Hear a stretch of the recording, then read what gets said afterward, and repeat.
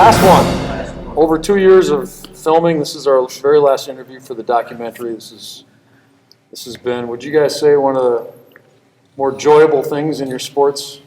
For me, it has been. I would say volley, Mike. Yeah. Yes. This has been so much fun to do this, and honoring and doing some good things here too. So, all right, Mike. Let me start with you. What was it like to play for your dad?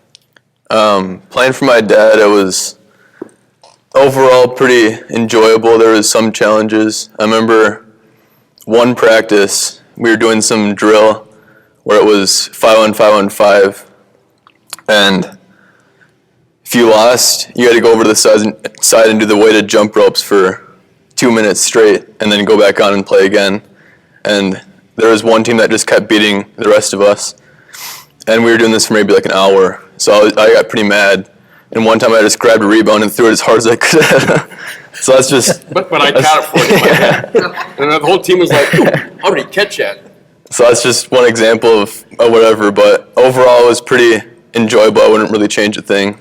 I enjoyed it. Yeah. Would you guys talk much at home about what happened in practice or games or how you can be a better player? Was he a father that tried to encourage you or push you in any way? He usually kept on the court. Whenever we'd be at home, it was a different conversation.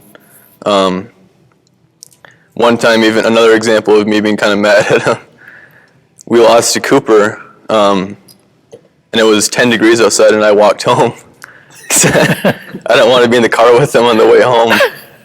So, Well, I think I learned from playing from him, my dad, too, that he kept basketball at the school, and we didn't. We went home, and it was different conversations at home. Kept basketball at school, and your family life at home.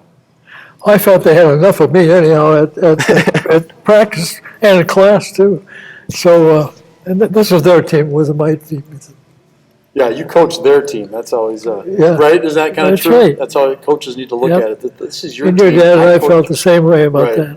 Right. And my dad, it's funny you talk about playing because I played for him too, obviously. But I was most of the time on the varsity, so I was dealing with you a bit more. But he freely admitted to me that he tried to be extra hard on me, probably his other sons too, because he didn't want his kid to be the favorite type of thing. As coaches or as the player, Mike, was there any of that you tried to? Well, that's the public. That's what they think. That's You what got everybody yourself- else might think. Sure. Right. So you try to stay away from that as much as you can. Well, Kevin, I think your dad coached me, and he coached Mike, and then Jimmy did a lot of coaching with Mikey. And I think there were some times that Mikey just stepped in, or D for that matter, just stepped in, and if I was a little upset with the way things are going, remember D just saying, I'll take care of this, or Jimmy said, I'll take care of this. To help you out. Because you get those emotions involved when it's your own son. And so they stepped in and realized that this is a part for me to for them to be the coach of my son as opposed to me being the coach. Right. Okay, Mike. How about did your grandfather help you develop much as a player growing up? Did you ever go to him? Did he make some efforts with you to help you out? Overall, he was just always really positive for me and just always there and guiding me in the right way. Just overall really positive and keeping me right. And I would say just the pride that you have in the program, with being that it's his program and I took over, the pride that we all both had in the program just as an extra intrinsic motivation just to be your best. And just to. And I always most hoped that there experience. wasn't any pressure on him to try I was to just gonna ask that. Yeah, to live up to that. And he never exhibited that. He was always up forefront doing things the right way. Yeah, that's a good question. I mean, you have a little bit of perspective now, Mike, because you've been away for a year or two out of high school. Mm-hmm. Did you feel much pressure looking No. back on have to live up to something? I mean, a little bit of pressure, but overall not very much. They did a pretty good job with just kind of letting me go about things myself and being positive for me. And I think you had so much fun too. This wasn't a lot of pressure, just as like I had a lot of fun too. I didn't even look at it being a pressure situation. This was a lot of fun to be able to spend time with your dad every day in practice, and I hope you felt that same way with me as well. And I also coached him all the way through Mike and his group all the way through travel basketball as well. that was difficult for those years. Not so much difficult coaching, but the time. And John Oxen out of Lakeville said, yeah, you can do it. You can do it. Just make sure you schedule your son's teams travel practices right after your practices. Because I was on this floor here some days from, 3 days a week from 2:30 to 8 sometime.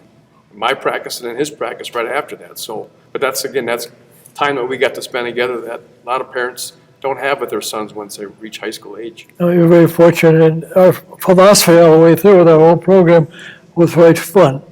We'd write that on the board, this is fun, have a good time, and there'd be some nights that it wouldn't be fun, but you try to look back and point out the positive parts of the practice and the game. What did I write on the chalkboard? The last comment before every game, the last comment.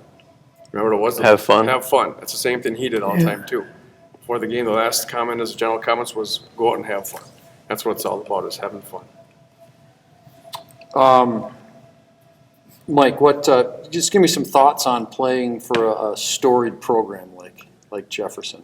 Well, it was an honor to play here, and I just really wouldn't change a thing because I just pretty much grew up here, and I wouldn't change a thing about how anything happened or. Yeah, you liked how it all played out. Mm-hmm. And you played on some good teams, Yeah. and you had great friends and teammates that kind of helped you get through everything too. So I remember when he was a little kid, he probably spent his childhood just like I did, little bleachers over there in the front row, and then when he was a little kid, he and his buddies were there, and then after our game was done, they were always on the end down there shooting until the custodians were kicking him out of the gym, he and his buddies. And so he's right, he did pretty much grow up in this gym, and as a very young kid sitting up there with my mom and dad during the games, so he's spent his lifetime in this gym, so it's. Well, I think we were very proud of the situation. He upheld the philosophy of what the program is about, off and on the court. Being a good student, and you're a good basketball player, and you do the right things on the floor. right. Let me ask a follow-up on that, both to Mikey and to Jeff then. So starting with Jeff, growing up, at what point did you realize, or did you feel, we've talked about the aura of Jefferson basketball, obviously starting when you were young, was there a time in your life where you were like, this is something different, this is something special? And then conversely, Mikey, same thing, you grew up here. Was there a point in time where you went, this is different, this is something special here basketball-wise? Well, I think when I was a little kid, elementary school age kid, Jefferson started off the school with this first conference, first state championship. I could wait for Tuesday and Friday nights. I could not wait for Tuesday and Friday nights just to come up here and watch the games. That was a highlight of my winter. In fact, if I had something else going on, I would almost do anything to skip it or get out of that. If I had an elementary concert or something like that, or I didn't want to go to, I wanted to be here. And it was just the place to be, and all my friends felt the same way. It was just the highlight of our winter to come to these games.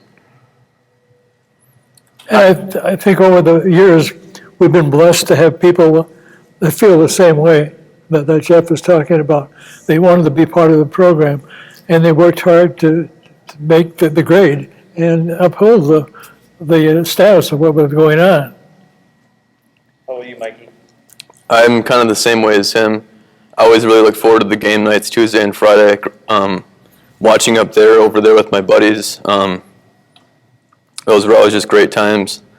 And then the time when I noticed like this program was kind of different was when I actually got here to be a freshman. Actually, like being in the practices, I was in varsity as a freshman, but it's just a little bit different here. People just work harder.